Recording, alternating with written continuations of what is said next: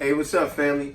Hey, today we're going to do a very relative video that a lot of you can definitely relate to. And we're going to title this, Friends. How many of us have them? Yes. So, what are friends to you? What ups and downs have you been with friends that you realize who's your real friend and who's just a joker that just... Trying to benefit something from you. Yes. Thank you. That's my other daughter. She's over there. Hello, how are you? Well, what is a friend to you? What is a friend to me is my immediate family. You know, unfortunately, you go through so much nonsense where you see where jokers are just trying to benefit off you. And that's when you realize, wow, when you was a kid, remember, everybody was your friend when you was a kid. But as you get older and more mature, you realize you don't need the nonsense. You don't need the extra baggage with what a lot of people bring. So you learn to keep your distance. Because otherwise, you'll see people will let you down. And it's always a lot of people out there who you think, oh, this is my girl. Yo, this is my boy. Yo, he would never do me wrong. Little do you know, behind your back, what they really say about you to somebody else that they benefiting from. And yes, you jokers out there who you swear this your best friend. If you only knew what this joker is talking about you behind your back, because they saying this to this person to get this from them, and they telling them all your dirt. But you swear this is your boy. Or been plotting on you for a while. I'm telling you, these are facts. There's no one out there that'll tell you otherwise. But a lot of us, we still blinded by it. But good, how about with you? Well, definition of a friend to me, what a real friend means to me is somebody that has your back, obviously. Somebody that genuinely cares for you and wants to see you do good. A real friend wants to see you do good. And they want you to do well. True. And they push you, back to when we were talking about the last video, support system. They are a part of your support system. Yes. And they just want to see you do great with them. Like, they push you to do more, and they love you, because that's what friends are for. And Subscribe. Friend is to me. Subscribe to the video. Subscribe to this channel. Comment, like, and share. We appreciate it. But let's get back And to the real point. friends tell you when you're messing up. They wouldn't make you go out look stupid. Mhm. People who tell you, like people who don't correct your wrongs before you do something, They got your best. or in the process of you do something, they don't tell you that you're messing up, or constructive criticism that they're giving you is not your friend. Yeah. Real friends are supposed to be like your family, but unfortunately not everybody meets true real friends. Like, I mean, I'm about to be 19 years old. I mean, I never had like a real true friend, someone I could 100% trust, someone that I could allow to just be around all my stuff and like have no worries, or know that they'll do the right thing, or like, I've never had that. And some people will never have that, and you're lucky to get one best friend, real friend in a lifetime. Yeah. But not everybody gets that, but that's okay, because we have family anyways. But not everybody gets a friend. So if you have a real true friend, you're really lucky to have. And yeah, you should definitely keep that and just do what you're supposed to do and help each other out. Exactly. So, Now, I'll give you a story, one of my personal stories when I was a kid. Because like I said, when we're kids, everybody our friend. But this was one of the stories when I realized, man, you ain't my friend. Anyway, I was about in the 2nd grade. Now, a lot of guys out there know what I'm talking about. Girls too. Y'all remember all the little Matchbox cars? I remember me and my Aunt Hula, we had just came back from the store. And while I was at the store, she allowed me to buy some Now Layers. You know, as a kid, we always want candy. So I had bought a couple of packs of Now Layers. I bought the banana Now Layers. I bought the cherry and the grape. I had Now Layers. We got home, put the groceries in the house. We came back out. I came back outside, rather. When I came back outside, you know, I'm eating my Now Layers. And the little boy that lived right next door, my friend, yeah, he had the Matchbox cars, and he was all outside in front on the porch, you know, being extra dramatic with it. You know, he taking the car, he going, you know, he doing all this theatrics, and I see and hear him, so I'm like, oh man, you know how we talked back then. I was like, oh, sweat, yo, those are cool, yo man, could I play with him? So he let me play with him. Next thing you know, he's like, hey man, you got a bunch of candy, could I have some candy? And I was like, I gave him one. And so after he ate the one, then he's like, yo, you got more, could I have a pack?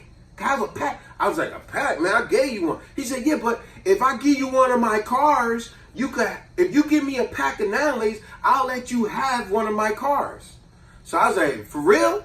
And he's like, yeah. So I was like, okay, I gave him a pack of Now Laters. He gave me the car. He said I could have it. We out there playing and playing. Yo, he finished them doggone Now Laters, and then he was like, okay, give me my car back.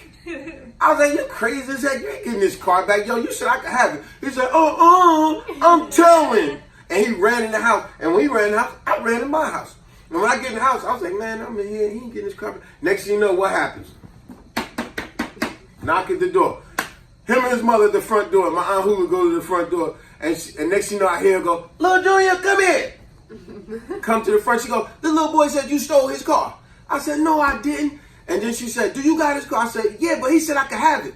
Why would he just let you have it? Because I gave him a pack of Now Laters. He said I could have it. And then the boy was like, no, I didn't. I said he could hold it, but then he didn't give it back. So I said, yo, you said I could have it. I said, man, I ought to punch you in your face. And right away, my Aunt Hulu was like, boy, you better not touch him. And I said, why only? She's like, look, give the boy back his car. Give him back his car. That wasn't right. Yeah. And so I reluctantly had to go give him back his car. Or, let's use a better word, I acquiesce. Remember, I love to throw a word out there to y'all. Acquiesce just basically mean like reluctantly. You do something against your will you really don't want to do, but you gotta do this to get ahead at whatever you're trying to do. So I acquiesced and went and got the doggone car. I'm out of a pack of Now Laters now. Yeah. So I gave him back the car, and I said, man, when I see you, I'm gonna punch you in your face, man. I was mad. Supposed to be my friend. And yo, I remember right away my Aunt Hulu had snapped. She said, look, boy, you better not touch that boy. I see you upset. Boy, if you put your hands on him, I'm going to whoop your tail. And man, I was so upset. You supposed to be my friend, so I had to give him the car back. But every time I see him, as much as I wanted to punch him in his face, I couldn't do it because I was afraid my aunt was going to whoop my butt. But you see what I'm saying? I thought that was my friend. Now remember, I was about in second grade. But still, I thought this was my friend. That was an early stage of me realizing, you ain't my friend. You were just out to get what I had. I know it's a childhood story, but I love to add a little story. I got this from one of my idols, Dr. Frances Cress Welsing. She said it's called lap time. You need to tell your family, your kids and stuff. Tell them stories that happened to you when you was a kid. It's very helpful. But other things you want to say about friends? What I want to just say is you grow through friends. For example, in elementary school, when you invite one kid, you think you got your closest friends in the class, you got to invite the whole class to your birthday party, and that's how it's supposed to be. You have to give everybody an invitation. Then you get to middle school, you realize then you have kind of a group of friends. Get to high school, you realize everybody's not my friend. By senior year, you're like kind of dolo, kind of by myself. Yeah. Then you get to college, you make a bunch of new friends, and then you just go on with your lives. You realize your real family, the family that you create, that is your friends. Yes. So you go can through, trust them. like you go through trials of friendships, and you make friends and you lose friends. You're gonna make more friends, and I think the friends that are also cool to have, which you can know, is those type of friends you don't have to hit up every day. You don't have to hang out with them every day. Yeah. But you know their number works. They know that your number works. Yes. You don't gotta be with someone every day, but if you know that friendship is still solid and strong, then you know it's there. And this always touches on the old rap group Houdini. You know, like very great statement. That's why that will always be a timeless song called Friends. Like I love when he say, some are okay and they treat you real cool, but some is treat you kindness for being a fool. We like to be with some because they're funny. Others come around when they need some money. Go You see what I'm ahead, saying? Julia. That's how a lot of these fake friends are. They're what you would call opportunists. But nothing hurts like a backstabbing friend that betrayed you. And you want to touch on that a little bit? Go to our other video. It's called Betrayal. I guarantee you, it'll touch a lot of y'all who've been through betrayal with people you would have never thought would have betrayed you. But you know what? I got another story when we talk about betrayal. Now this was because we touched on this from a very good book, one of my favorite books called The 48 Laws of Power. And this was Law 2, and it's called Never Put Too Much Trust in Friends. Because your friends will betray you quicker than an enemy. I mean, that's like one of the proverbs that says, Lord, protect me from my friends. I could deal with my enemies. See, it's my friends I put trust in, and I would never thought they would betray me. And yes, they betrayed me. So I'm just give you a real simple story from here. I'm going to try to paraphrase it real quick. It was called The Snake, the Farmer, and the Heron. The heron is a bird. So anyway, I'm trying to make this as quick as I could. The snake, the farmer, and the heron. There was a snake being pursued by a bunch of hunters. Now stay with me. This is very relevant. There was a snake being pursued by some hunters. and he came upon a farmer. And he said, farmer, please, could you hide me from these hunters? They're trying to kill me. So the farmer bent down and said, sure, I'll help you. And the farmer bent down and he allowed the snake to crawl into his belly where he was safe and hide, right?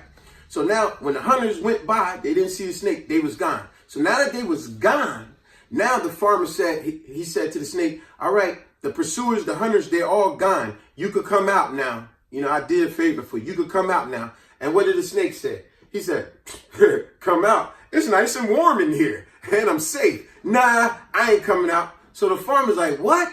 I just did you a favor. You gonna do me like that? So he said, yo, no, I'm not coming out. So now the farmer feeling ill and sick. As he's walking to get home, he come across a heron. Remember, a heron is a white bird, you know it with long legs and stuff. And he explained to the heron what had happened. And the heron said, no problem. You know what I need you to do? Just squat, and I need you to try to defecate. Meaning, do number 2. So he said, I need you to squat and to defecate. And he said, when the snake come out, I'll grab it. So sure enough, the farmer did that, and the snake stuck his head out, and the heron grabbed the snake head and pulled it out, and he killed the snake. So now the farmer said, oh, thanks a lot. I appreciate the favor you did for me. He said, but I feel like it's a little bit of poison left in my stomach. Oh my gosh, what can I do to rid myself of this poison? So the heron told him, he said, oh, that's easy. You're going to need 6 white fowls. That's the word he used. Fowls is just another word for saying birds. He said, you're going to need 6 white fowls that you're going to have to eat, and that will get rid of the poison. So when he said that, the farmer said, oh, really? And he snatched the heron, which is a white fowl. The one that just helped him out. See how jokers keep backstabbing. So he snatched him. He said, you'll do just fine. And he stuffed them in his bag till he get home to get the other 5. When he get home, he told his wife what had happened. And after he gave his wife the whole story, his wife said, oh my gosh, how dare you? You mean to tell me this bird helped you out? And this is how you repay the bird? Oh no, I want no part of this. And she went right over to the bag and she cut the bag open and she released the bird. And she said, go ahead, fly on your way. But when the bird went to fly on his way, the bird gouged out her eyes. And now she's screaming, ah! And it's like, I helped you and you screwed me. You see how it's a pattern? I was going to say, you would think the last person to get hurt, why would they do that to somebody else? Because you know how that feels. Yeah, but see, these are friends. These are people out here. Those are opportunists. See, people see that you got a little bit more than they got. They want that. When they see you got a certain talent or whatever, they want that too. They see you got extra money or whatever, they want that too. You know, this is what people do all the time. I tell you, I got a habit I've always done. I've always put my money just the opposite of what I really got. I've always done that. Because I remember many years ago, let's say a certain joker will come up to me like, yo, man, you got $2, man. Now I pull out my money. If, a lot of jokers that be fronting out there, they have a whole bunch of 20s or 50s on. I don't do that. No, I put my ones on the outside, and my bigger bills inside. So it looked like I got nothing. But I remember the joker said, can I get $1? And I pulled out my money. And he see I had a bunch of money. He said, well, I really need $5, man. You give me $5. I'm like, yo, my man, you asked for $1, man. All of a sudden now it's $5. So anyway, I digress from that. You see the story of the heron? The farmer helps the snake screws the farmer over. The bird helps the farmer screws the damn bird over. The lady helps the bird screws the lady over. You see, and this is how a lot of backstabbing friends are out there. They will screw you over the first opportunity they get if they see it's a real opportunity there. I know you said something earlier about, remember you used the 2 terms? Oh, yeah, I was saying that it's two things that people usually for either you're beneficial, or they could benefit. They could benefit from it, but it's beneficial for them. And that's what a lot of so-called friends do. They do. When they see, like I said, they see you got money, a talent. That you benefit. They're going to benefit from you. And that's all they really there for. And they acting like your friend. But be careful of who you call your friends. And like you said earlier, that touches on another video we got. It's called support system. Who's really your support system? Who's really there for you?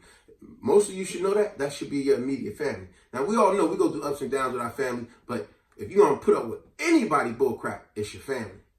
When you got to deal with people outside your family, you need to be like, nah, I can do without that. I got enough what I'm dealing with my family. If I'm going to deal with anybody crap, it's their crap, not your crap. There was also a quote that said, don't have people at your shows that wasn't at rehearsals. Yep. And I love that so much. It's nice. It's nice. or let's touch on another one that I know y'all dealt with when y'all was, because y'all way younger than me and mommy. How about when you're young, back to like what Buddy used to say, everybody's not your damn friend. When you're younger, you think everybody's your friend. How about when you became like a teenager? And all y'all know what I'm talking about, especially you young females out there. You thought everybody was your friend, but how about when one of your so-called friends got a boyfriend or something? All of a sudden, they don't know how to balance their life. You and them was tight. They get a boyfriend, they totally forget about you. Totally forget about you. But then when them and their boyfriend break up, oh, now they want to be back in the picture. What's up, girl? What's up, boy, my boy? Yeah, but yo, you don't know how to balance your life? See, the reason I use that terminology because me and mommy been married now 24 years, going on 25, right? Whoever I was in contact before, while I was mommy, whatever the time, I have always had balance in my life. I don't never be like, it's all about my wife. It is all about my wife. But I never act like such an immature person that don't want to be called that, because that's what it is. If you don't know how to balance your life, just because you got a boyfriend or girlfriend all of a sudden, now your scales go like that. Of course it's all about your man. It's all about your woman. Of course. But you don't just take 20, 30 years of friendship or 10 years or a tight friendship and you just totally ignore this person because you say, I got my life now. That's cool. But when you do that and things go sour, now you're going to try to run back on this side of it. No, it don't work that way. You know what I'm saying? Yeah. I'm sure to some degree a lot of people have been through that. So this is why I say it's balance. You got to know how to balance stuff. And these are some of the many attributes that leads to my success, me and my wife's success. We've always known how to balance things. We don't never tip the scales. No, we know how to balance things in life. So balance who you call a friend and really know who is your friend. Because truth be told, when you was a kid, you was always told, know who's your best friend? You. So you can trust you. If you doing bull crap, you know what you're about. You know what I'm saying? So don't be so quick to think somebody your friend just because they there, because you might have some type of commodity. See, if you got some type of commodity, that's why they really your friend. Like maybe you running some type of business where you got a lot of females around you and you wonder why this guy is always around. You might be making a certain amount of money and you wonder why this girl is always around. You might be having other type of commodities or whatever it is. And this person always seems to be around. But if you didn't have those commodities or whatever it is, those talents, you think that person would be around? We'd see. Because I guarantee you, that's when you would see like, oh, snap. Yo, you was really only around because I had these things going for me. Like MC Hammer? That was a great story. MC Hammer had tons of money. He was like actually giving it out. People that didn't have jobs, he's like, don't worry about it. I'll give you $50,000. Just come with me on my tour. And these people came and he's paying them. Did a great thing. But when things got tough with him, they bailed on him. Ain't none of them say, yo, Hammer, you gave us all this money. You know, I got some money left over. You know, it ain't much. But here's a little bit from me and a little bit from them. You could have got back on board. But everybody all about their doggone self. And most people, as I said earlier in the video, are nothing but opportunists. They are looking to get an opportunity off of you. Don't allow yourself to be suckered into someone else's opportunity because you got a commodity around you and you don't even realize it. You think these are your friends. This is my boy. Yo, you're right. If you really knew, and certain stuff I would love to say, but nah, sometimes you gotta find out on your own. So hopefully this video helps some of y'all. Like I said, subscribe, like, share, and comment. And I appreciate it. You was going to say something? I'm sorry. No, I thought you were going to mention the two pictures, the diagrams. Oh, that refers to like the story, the snake, the farmer, and the harem. It's like basically the farmer helped the snake out, and the snake did him dirty by staying in his belly. Now the bird helps the farmer out, and the farmer screws the bird over. I mean, and then the wife helps the bird out, and the bird screws over. So what you're talking about was a pictogram you showed me where it showed two people on the block with nooses around them being hung. And while the guy was so-called helping the guy get off, he was also kicking the block and make him fall. Or like that other one you showed, the guy reaching to help pick the other guy up, but he moving the ladder.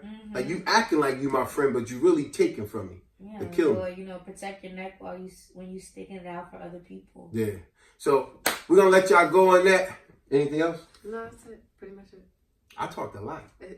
As always. It just needs you to do this. You're doing this. Doing a lot of this. You need to do this. Like, Hey, but on that note, we let y'all go. As I said before, be careful and wary of who you think is your friend. Don't be so quick to always think. I don't care you knew them for 20, 30 years. Jokers will sit around. It's like a guy trying to hook up with a female. He will laugh at all your jokes. He will listen to all your... Wendy Williams said this many years ago. A guy will stick around for a long time and act like he's your friend. Until that final day where you say, okay, you come get it. He will stick around, stay late nights on the phone with you. He will act like he's your friend all that time. Because he's waiting for that moment. Be careful. So, on that note, we're going to let y'all go. Peace.